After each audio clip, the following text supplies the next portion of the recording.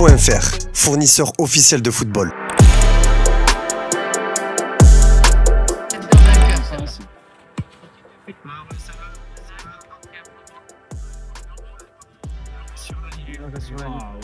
Elle est parfaite. À moins que tu dans le fait, oui. Ah, mais c'est la craie, c'est la craie. Ouais, je crois. Je vais tenter un carreau. carreau. Ça sert à enlever, c'est de la triche. Ah, il a droit. Bah, allez. Je pense que J'aime pas, elle est loin. Loin. Elle là-bas. Elle touche pas, si. Elle est pas pile.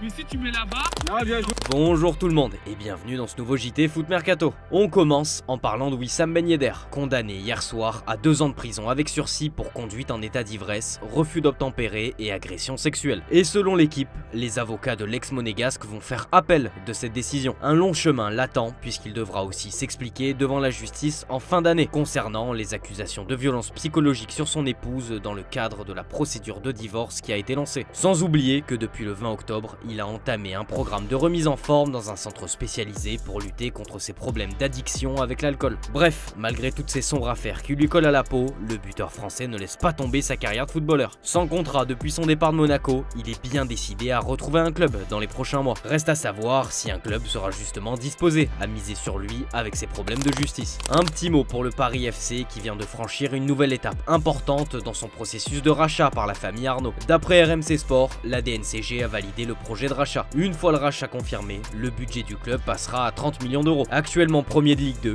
il ne reste plus qu'à confirmer la montée en première division. D'ailleurs, en cas d'accession dans l'élite, la question du stade va être remise sur la table. De passage à l'équipe du soir, Pierre Ferracci, l'actuel président du PFC, s'est montré ouvert à l'idée de partager provisoirement le Parc des Princes avec le PSG. La jauge idéale pour un club qui joue durablement en Ligue 1 et qui joue assez régulièrement l'Europe, c'est plutôt la capacité du stade de la Juventus, entre 40 et 42 000 places. Le Parc des Princes en est pas loin. Partager le parc, je ne suis pas sûr que Nasser et le PSG soient d'accord, mais j'ai souvent évoqué le cas de Milan et de Rome. Mais pour l'instant, remplir un stade de 20 000 places suffit à notre bonheur, qu'on évolue en Ligue 1 ou en Ligue 2. À l'OM, Mehdi Benassia, le conseiller sportif, était l'invité de RMC. Forcément, il a été interrogé sur le début de saison des Olympiens et également sur le mercato. Le secteur défensif, souvent défaillant depuis le début de saison, a été pointé du doigt et des renforts sont attendus par plusieurs supporters. Le dirigeant marseillais a appelé au calme et a maintenu sa confiance à ses joueurs. On va faire un point avec le président. Quand on voit les buts qu'on prend, Paris, Auxerre, ce sont des cadeaux. Tu peux te dire qu'on va changer beaucoup de choses, mais les défenseurs arrivés au mercato sont de grande qualité. Ils connaissent sans doute des problèmes d'adaptation. Tu prends le capitaine, Balerdi, qui est un top défenseur. Entre la blessure, le rouge, il a manqué pas mal en début de saison. Il a tout notre soutien, c'est un joueur important. Quand tu as 4 ou 5 joueurs qui ne jouent pas à leur meilleur niveau, forcément, ça donne l'impression qu'il faut tout changer. On va avoir une réflexion avec le coach et le président sur ce qu'on peut faire. On peut toujours regarder comment améliorer l'équipe,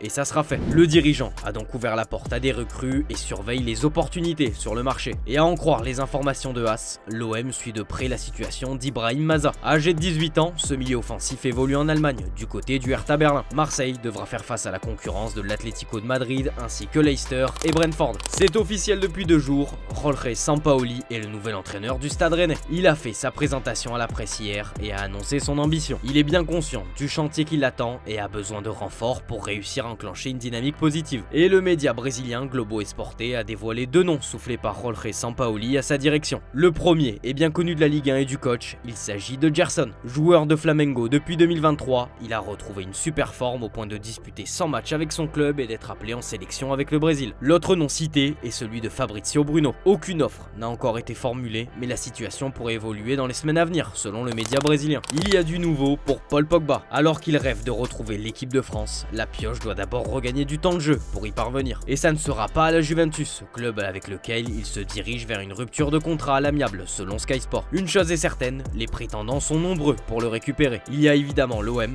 mais aussi plusieurs écuries de première ligue, dont les noms n'ont pas filtré, ainsi que l'Arabie Saoudite et la MLS. On en saura un peu plus dans les semaines à venir et quand son contrat avec la Juve sera rompu officiellement. Arrivé blessé en équipe de France, Ousmane Dembélé a dû déclarer forfait pour ce dernier rassemblement de l'année 2024. Une blessure que l'on peut qualifier d'étrange vue de l'extérieur, au point de se demander s'il n'a pas fait exprès pour volontairement rater le rassemblement des Bleus. Cette simulation de blessure, c'est une pratique qui existe chez nos Bleus, à en croire Adil Rami, qui a lâché quelques anecdotes croustillantes à ce sujet. C'est déjà arrivé que des joueurs n'ont pas envie de jouer en équipe de France et simulent des blessures.